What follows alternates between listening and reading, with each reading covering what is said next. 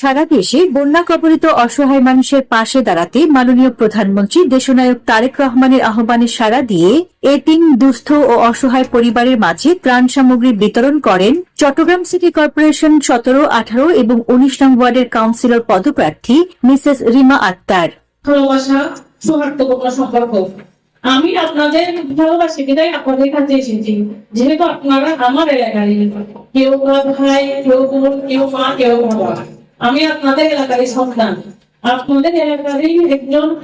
16 জুলাই বিকেলে নগরীর বাকুলিয়া মিয়ার বাপের মসজিদ সংলগ্ন এলাকায় উক্ত ত্রাণ সামগ্রী বিতরণ করা হয়।